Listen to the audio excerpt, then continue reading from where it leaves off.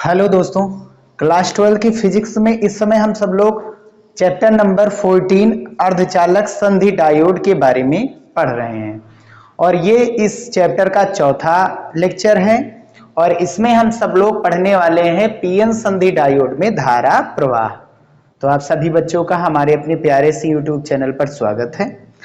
तो पीएन संधि डायोड में धारा का प्रवाह मतलब जब हमने देखा एक पी टाइप के क्रिस्टल को यानी क्षेत्र को एक एन टाइप के क्षेत्र के साथ मिलाया जाता है तो वहां अवक्षय परत का निर्माण होता है और उससे संबंधित विभव प्राचीन तथा वहां पर एक आंतरिक विद्युत वाहक बल भी उत्पन्न हुआ था, उसके बारे में जाना। और इस केस में ये देखा जो आंतरिक प्रतिरोध उत्पन्न आंतरिक विद्युत वाहक बल जो उत्पन्न हुआ है वहां पर अवक्षय परत में, तो अवक्षय परत में जो इलेक्ट्रॉन और कोटर उदासीन हुए उसके कारण अवक्षय परत बनी है। वो अवक्षय परत जो विद्युत क्षेत्र का निर्माण करा रही है, आंतरिक विद्युत क्षेत्र जिसे कहते हैं, वो पी क्षेत्र के कोटर को और एन क्षेत्र के इलेक्ट्रॉन को अवक्षय परत से दूर ढकेल रहा है। ये चीज हमने देखा। और जब ये दूर जाएंगे तो जैसे जैसे ये दूर जाएंगे भाई अवक्षय परत के पास आने नहीं देगा। वो अवक्षय परत कह सकते हैं एक प्रकार का प्रतिरोध का काम करता है।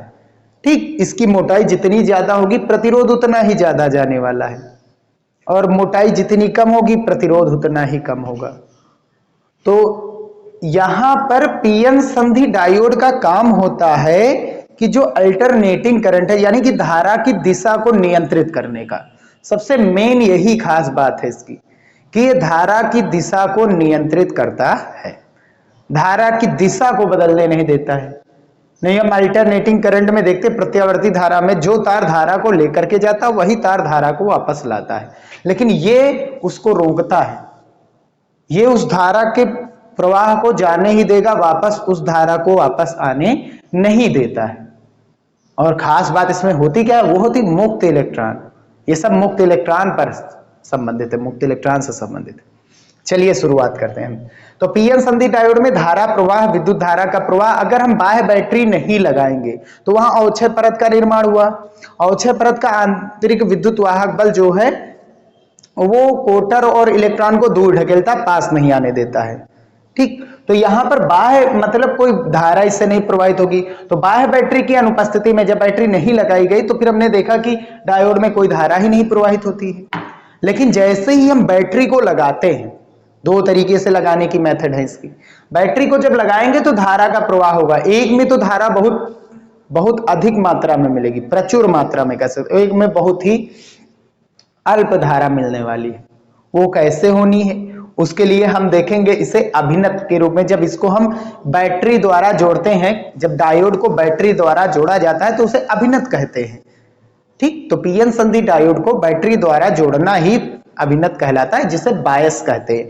और इसको दो तरीकों से जोड़ा जा सकता है, एक होता है अग्रभिनत और एक होता है पश्चाभिनत। हम लोग जानते हैं ये चीज होती क्या है। तो सबसे पहली चीज, कुछ चीजें हैं यहां पर, जैसे पीएन संधि डायोड में कुछ चीज है भैया कि वो है क्या कि इसमें तो बैटरी लगी नहीं है। जब हम पी क्षेत्र को किससे जोड़ेंगे, पी क्षेत्र को पॉजिटिव से जोड़ दें। अच्छा, इसमें पीएन संधि डायोड का प्रतीक तो ये बना ही हुआ है। इसे एन का मतलब ये वाला जो सिरा, इसमें देखिए ये एन कहा क्यों कहा गया, एन का मतलब निगेटिव। निगेटिव कैसे बनता है, ऐसे। अब इसको एकदम सीधा कर दो, उल्टा कर दिया गया, उल्टा कर दिया गया तो ये नेगेटिव जैसा है, समझ सकते हैं, तो ये एन है। पॉजिटिव कैसे बनता है, ऐसे पॉजिटिव बनता है। यहां पर देखेंगे तो देखो ये वाला तीर और ये वाली लाइन लगभग पॉजिटिव धन का चिन्ह बना रहे, तो इसको पॉजिटिव कह सकते हैं।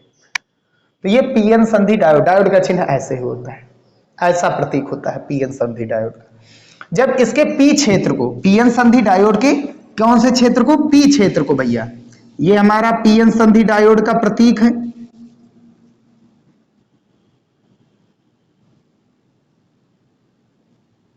ठीक, इसके ये हमारा पी क्षेत्र और ये हमारा एन क्षेत्र, ये एन क्षेत्र।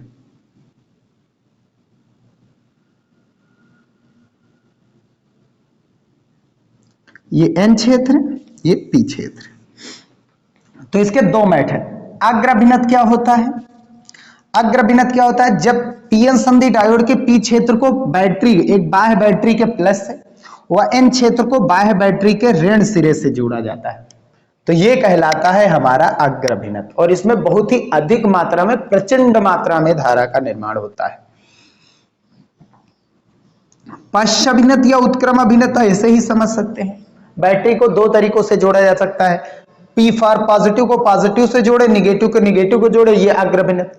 अगर हम पॉजिटिव को निगेटिव से जोड़ दें और निगेटिव को पॉजिटिव से जोड़ दें, अर्थात पीएन संधि डायोड के पी क्षेत्र को बाह्य बैटरी के ऋण सिरे से व एन क्षेत्र को बाह्य बैटरी के धन सिरे से जोड़ना ही पश्चाभिन्नत या उत्क्रम अभिन्नत कहलाता है। तो ये हो गया पश्चाभिन्नत भैया और उत्क्रम अभिन्नत। ठीक, अब इसमें धारा का प्रवाह कराता कौन है यहां समझेंगे, फिर इसके बारे में डीपली से जानेंगे कि कैसे क्या होता है। तो इसमें बहुसंख्यक आवेश वाहक विद्युत धारा का प्रवाह कराते अग्रभिन्नत में। बहुसंख्यक आवेश वाहक, जैसे पी में कोटर होता था, बहुसंख्यक आवेश वाहक अल्पसंख्यक आवेश वाहक इलेक्ट्रॉन था। कोटर का मतलब होल यानी धनावेश, और एन में क्या होता था? बहुसंख्यक आवेश वाहक इलेक्ट्रॉन थे और अल्पसंख्यक आवेश वाहक यानी ज्यादा संख्या में इलेक्ट्रॉन थे और कम संख्या में प्रोटॉन यानी धनावेश था। इसमें ज्यादा संख्या में धनावेश था और कम संख्या में ऋणावेश यानी इलेक्ट्रॉन था। और इसमें क्या होता? अल्पसंख्यक आवेश वाहक विद्युत धारा का प्रवाह कराते। बहुसंख्यक आवेश वाहक कराते ही नहीं, इसमें धारा का प्रवाह होता नहीं, लेकिन अल्पसंख्यक आवेश वाहक क्या कराते? इसमें विद्युत धारा का प्रवाह कराते रहते हैं।